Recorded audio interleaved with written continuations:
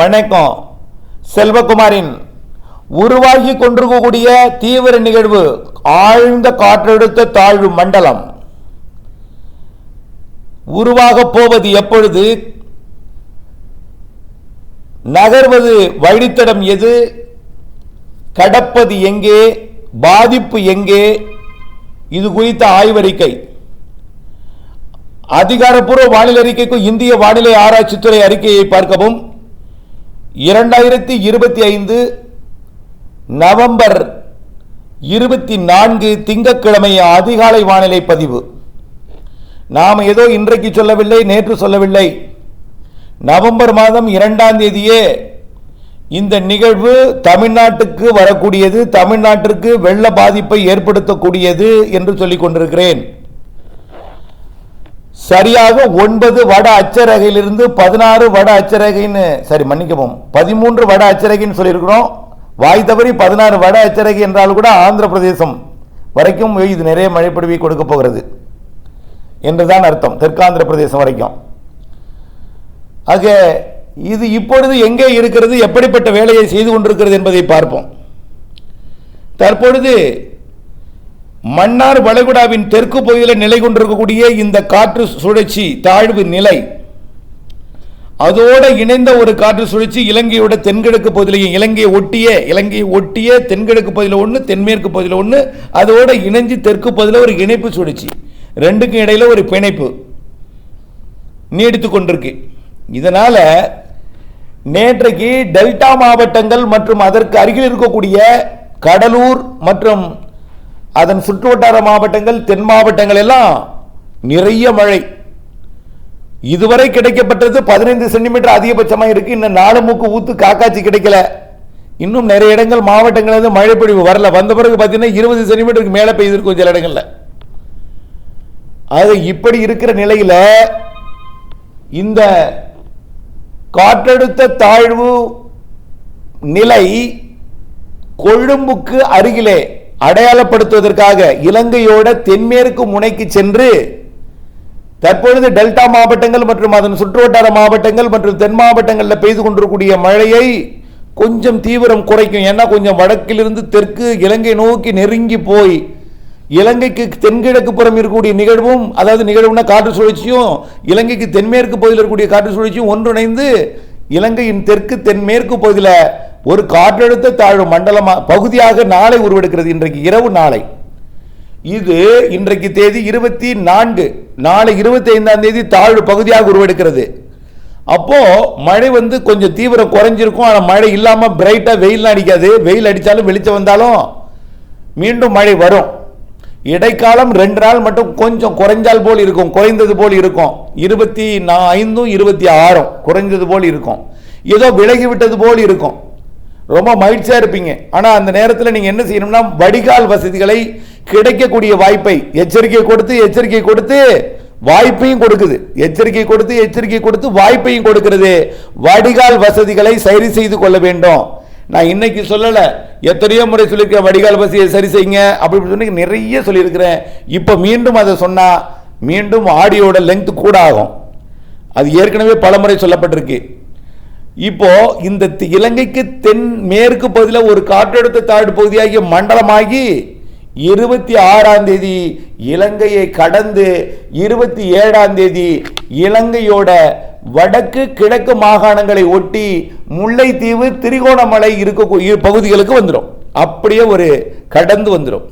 அப்போ இனிமேல் வரக்கூடிய மணி நேரங்கள் மழை பொழிவு எல்லாமே இலங்கைக்கு கொடுக்கும். தமிழ்நாட்டுக்கு கொஞ்சம் குறைவாக இருக்கும். 2 நாள் இருக்கும், குறைவாக இருக்கும். நேற்று இரவு இருந்த தீவிரம் இருக்காது, கொஞ்சம் குறையும். குறைஞ்சாலும் இலங்கைக்கு அதிகரிக்கும் மழை. தாழ்வு பகுதியாகி மண்டலமாகி 26ஆம் தேதி கடந்து 27ஆம் தேதி எங்க வந்துடும்னா இலங்கையோட வடக்கு கிழக்கு மாகாணங்களை ஒட்டி திரிகோணமலைக்கும் முல்லைத்தீவுக்கும் இடைப்பட்ட கடற்பரப்பிற்கு அருகிலேயே தமிழர்கள் வாழக்கூடிய பகுதிகளுக்கு, வடக்கு கிழக்கு மாகாண பகுதிகளுக்கு வந்துடும். அங்கு இருக்கும் பொழுதே வடக்கு கிழக்கு மாகாணங்களுக்கு மழை பொழிவை கொடுக்கும். கரையை கடந்து கொண்டிருக்கும் போதும் வடக்கு கிழக்கு மாகாணங்களுக்கு நிறைய மழை பொழிவை கொடுக்கும். கடந்து திரிகோணமலை அருகே இறங்கி திரிகோணமலை, முல்லைத்தீவு, காங்கேசன்துறை, யாழ்ப்பாணம் போன்ற பகுதிகளுக்கு நிறைய மழை பொழிவை கொடுக்கும். கொடுத்து கொண்டே 27ஆம் தேதி மெல்ல வடக்கு நோக்கி நகரத் தொடங்கும். அப்போ கோடியக்கரை முதல்ல மழை தொடங்கும். நாகப்பட்டினம் மாவட்டம், திருவாரூர் மாவட்டம், தஞ்சாவூர் மாவட்டம், அதோடு சேர்ந்து புதுக்கோட்டை, சிவகங்கை மாவட்டம் ஏற்கனவே கடந்து போகும்பொழுது மழை கொடுக்கும். கடந்து போகும்பொழுது ஏன் அது தீவிரம் குறைவா இருக்குன்னா, தரையில் இருக்கும் பொழுது நீராவி கிடைக்காது, கொஞ்சம் பிக்கப் இருக்காது, மிஷின் வேகமா ஓடாது, சுற்றவிட்ட பம்பரம் மட்டும் சுழன்று கொண்டு வெளியே வரும். அப்ப சுற்றவிட்ட பம்பரம் சுழன்று கொண்டு கடலை இறங்கும் போது மீண்டும் பிக்கப் ஆகும். பிக்கப் ஆகி கோடியக்கரைக்கு நேர் கிழக்கே 50 கிலோமீட்டர் தொலைவிலே, நல்லா புரிஞ்சுக்கிங்க, 50, 25, 75 கிலோமீட்டர் தொலைவில் தான் போவோம். கரையை இங்கே கடக்காது. 27ஆம் தேதியிலிருந்தே காற்று வீச தொடங்கும். காற்றுன்னா புயல் காற்று அல்ல, புயல் நோக்கி வீசக்கூடிய காற்று. வழக்கமா நீங்கள்லாம் அனுபவிச்சிருப்பீங்க, பிறந்தது முதல் இன்றைய வரைக்கும் நானே நிறைய அனுபவிச்சிருக்கீங்க, மூத்தோர்கள் நீங்கள் நிறைய அனுபவித்திருப்பீங்க. கடல்ல ஒரு புயல் இருந்தால் கடலை நோக்கி போகக்கூடிய காற்று. இது கடல்ல ஒரு மண்டலமும் காற்றை ஈர்க்கும், தீவிரமடைவதற்கு ஆழ்ந்த மண்டலமா மாறுறதுக்கு. தரையிலிருந்து ராமநாதபுரம் மாவட்ட கரையிலிருந்தும், அதே போல புதுக்கோட்டை மாவட்ட கரையிலிருந்தும், டெல்டா மாவட்ட கரையிலிருந்தும் கடலை நோக்கிய காற்று வீச தொடங்கும் 27ஆம் தேதி. தரையிலிருந்து கடலை நோக்கி போகக்கூடிய காற்று இது சாதாரண காற்று தான். காற்றோட மழைப்பொழிவை வேதாரண்யத்தில் முதல்ல தொடக்கம் 27ஆம் தேதி. பிறகு நாகப்பட்டினம் மாவட்டம், திருவாரூர், தஞ்சாவூர், புதுக்கோட்டை எல்லாம் தொடக்கம், ராமநாதபுரம், ராமேஸ்வரம் தொடக்கம். அப்படியே 28ஆம் தேதி ஒட்டுமொத்த டெல்டாவிலே 27ஆம் தேதி மதியத்திலிருந்து தொடங்கக்கூடிய மழை தொடர் மழைப்பொழிவாக உள்ளேயும் பொடியும். எந்த அளவுக்கு அதால விசிற முடியுமோ வீசும் உள்ள வரைக்கும். அது எவ்வளவு தூரம் வேணாலும் போகலாம். உடுமலைப்பேட்டைக்கும் போகலாம், கோயம்புத்தூருக்கும் போகலாம், அதே போல நீலகிரிக்கும் போகும், அதே போல கிருஷ்ணகிரிக்கும் போகும். ஆனால் கிருஷ்ணகிரியில் அளவில் குறைவாக இருக்கும். அதிகபட்ச மழைப்பொழிவு கடலோரம் இருக்கும். புரியுதுங்களா? இதுவரைக்கும் மழை இல்லையே என்ற ஏக்கத்தில் இருப்பீங்க. அங்க கிருஷ்ணகிரி எல்லாம் இருக்கு, ஏற்கனவே உங்களுக்கு பெய்யக்கூடிய காலத்தில் பெய்திருக்கிறது. இப்பொழுது புயல் காலம்னா கடலோரத்தில் அதிகமாக இருக்கும். கடந்து போனா உங்களுக்கு பொழியும். கடந்து மேற்கு நோக்கி போகக்கூடிய நிகழ்வெல்லாம் இருக்கிறது. அதுவரை பொறுமை காக்க வேண்டுகிறேன். திண்டுக்கல் மாவட்டத்திலையும் கடந்து போகக்கூடிய நிகழ்வு இருக்கு. அடுத்து வருது டிசம்பர் மாதம் 1ஆம் தேதி. எப்பெல்லாம் உங்க பேரை சொல்லும் பொழுதெல்லாம் அடுத்தது உங்களுக்கு அப்படியே பூஸ்ட் கொடுத்துட்டே இருக்கணும். திண்டுக்கல் மாவட்டம் ஏரி குளம்பலையே, நிரம்பலையேன்னு உடனே ஆகா வடக்கு நோக்கி போகுதே, இது நம்மளை ஏமாத்திட்டு போகுதே அப்படின்னு நீங்க சொல்லுவீங்க. திண்டுக்கல், திருப்பூர் ஏற்கனவே மழை பெஞ்சிருக்கு, நேற்றைக்கு பெய்திருக்கு, போதுமான மழை பெஞ்சிருக்கு நேற்றைக்கு. ஏரி குளங்களை நிரப்பும் மழை அடுத்தடுத்து இருக்கிறது. டிசம்பர் முதல் வாரத்தில் வரை இருக்கிறது. கடந்து அரபிக்கடலுக்கு போகக்கூடிய நிகழ்வு. அது கிருஷ்ணகிரி, தருமபுரி உட்பட உள் மாவட்டங்கள்லாம் நிறைய மழை பிடிப்பை கொடுக்கும். இப்ப எங்க ஆபத்து, அந்த ஆபத்தை முதல்ல சொல்லுவோம். அவங்க முன்னெச்சரிக்கை எடுத்துக்கட்டும் அப்படிங்கிறதா இப்போட அறிக்கை என்பதை நீங்கள் புரிந்து உணர்ந்து சற்று பொறுமையாக இருக்க அன்போடு கேட்டுக்கொள்கிறேன். உள் மாவட்டங்கள்ல மழை உண்டு, மழை தொடரும், அங்கேயும் பெய்யும். கோடியக்கரையில் ஏறக்கூடிய காற்று புதுக்கோட்டை தாண்டி திண்டுக்கல் வரைக்கும் மழை வரும். ஆகவே டெல்டா மாவட்டங்களுக்கு நெருக்கமாக 50 கிலோமீட்டர் தொலைவில் வடக்கு நோக்கி நகரும். வடக்கு நோக்கி 50 கிலோமீட்டர் நேர பேரல் எல்லாம் போனா என்ன ஆகும்? புதுச்சேரிக்கு வடக்கு போனா என்ன ஆகும்? பெண்டு கடலை நோக்கி விரிஞ்சிருக்கும். பார்த்தீங்கன்னா கல்கத்தா வரைக்கும் அப்படியே கிழக்கு நோக்கி விரிந்து போயிட்டே இருக்கும். அப்ப என்ன ஆகும்? நேர வடக்கு நோக்கி போகும்பொழுது சென்னை கிட்ட போகும்போது 25 கிலோமீட்டர் தான் இருக்கும். புதுச்சேரியை தாண்டனோடனே மிக நெருக்கமாக நிறைய மழைப்பிடிப்பை தரும் திருவள்ளூர், சென்னை, செங்கல்பட்டெல்லாம்.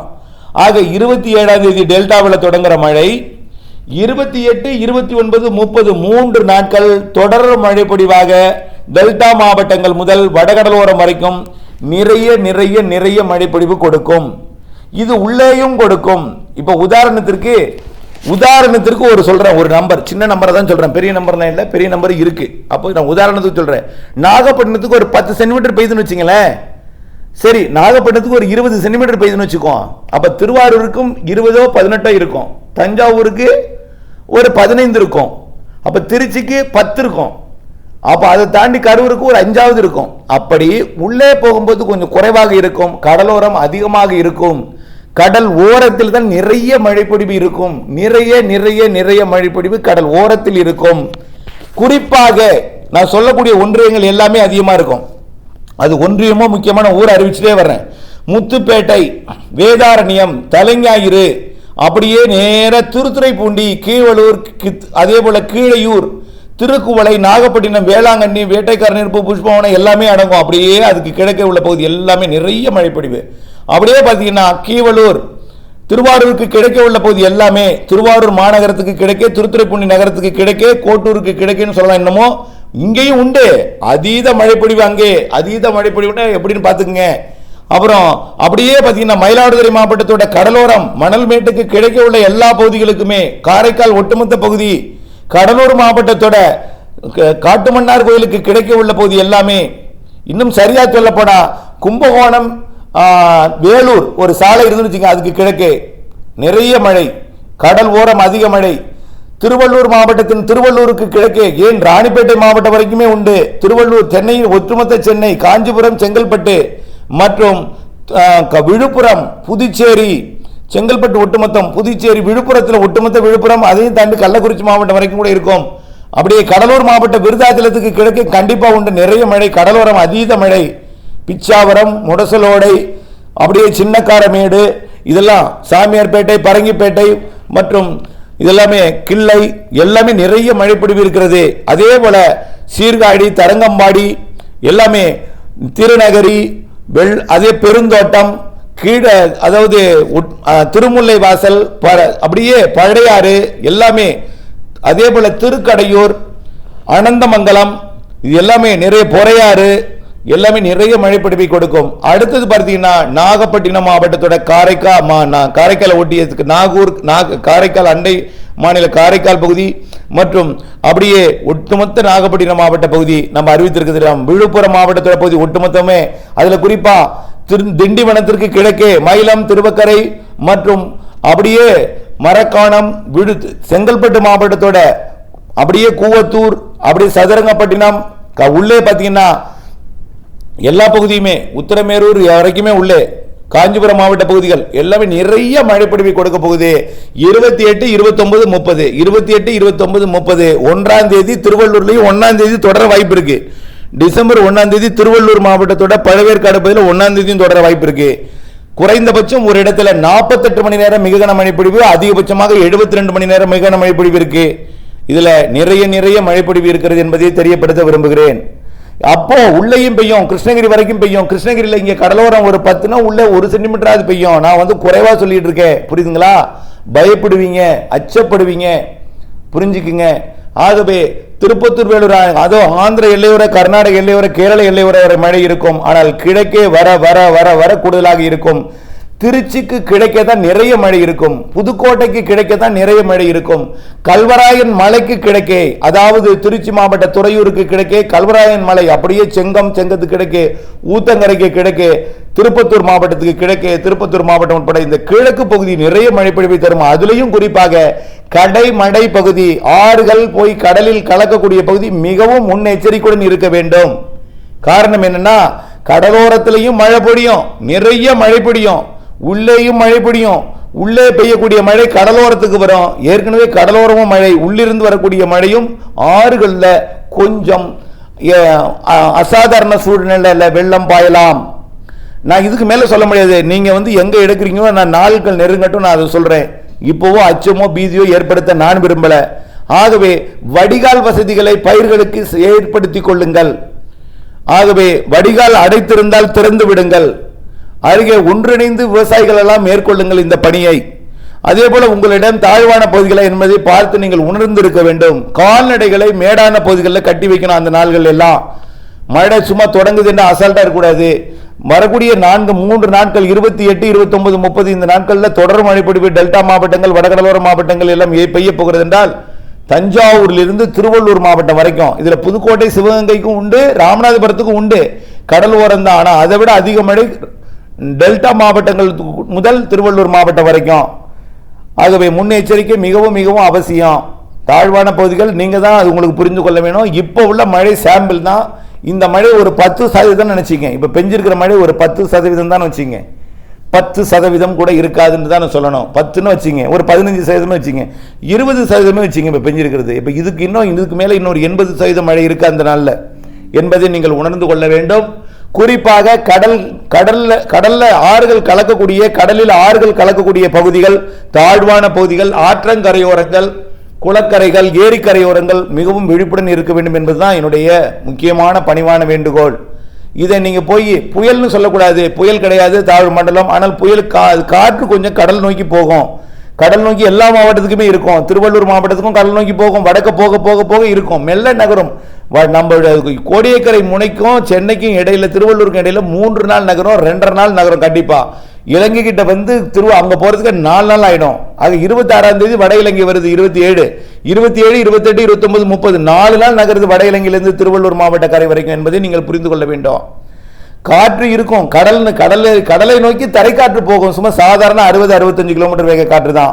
பயப்படாதீங்க. நிறைய மழைப்பொழிவுக்கு தான் நம்ம முன்னெச்சரிக்கை எடுக்கணும். இதுவரை மழை இல்லையே என்பவர் கவலைப்படாதீங்க, அதுலயும் பெய்யும். ஒருவேளை குறைவா பெய்து விட்டு போனா கவலைப்படாதீங்க. அடுத்த நிகழ்வு வருது. இப்போ அங்க காத்திருக்கிறது அல்லவா, இப்போ மலாக்கா தீபகற்பத்தில் மலாக்கா ஜலசந்தில் இருக்கிறது வந்து அப்படியே விலகி உடல்ல போயிடும். அங்க மீண்டும் மலேசியா தாண்டி தாய்லாந்து வளைகுடாக்குள்ள போயிடும். அது அங்கே ஒன்று காத்திருக்கிறது வருவதற்கு. அதோட இணைந்து தீவிரமடைந்து வரக்கூடிய 2ஆம் தேதி 3ஆம் தேதி வாக்கில் தமிழ்நாட்டை நோக்கி வந்து 8ஆம் தேதி வரை அடுத்த மழை கடந்து செல்லக்கூடிய நிகழ்வாக மழை தராத மாவட்டங்களுக்கு அடுத்து கொடுக்கும், உள்ளே கடந்த அரபிக்கடல் நோக்கி போகும் பொழுது. ஆகவே இப்படி ஜனவரி வரை நிகழ்வு இருக்கிறது என்பதை நினைவில் கொண்டு பொறுமையுடன் இருந்து, பெய்யும் என்ற நம்பிக்கையுடன் இருந்து, தேவையான முன்னெச்சரிக்கை இப்பொழுது வரக்கூடிய மழைக்கு எடுக்க வேண்டும் என்பதுதான் என்னுடைய அன்பான வேண்டுகோளாக இருக்கிறது. இணைந்தே இருங்கள் அப்டேட்ஸுடன். நன்றி.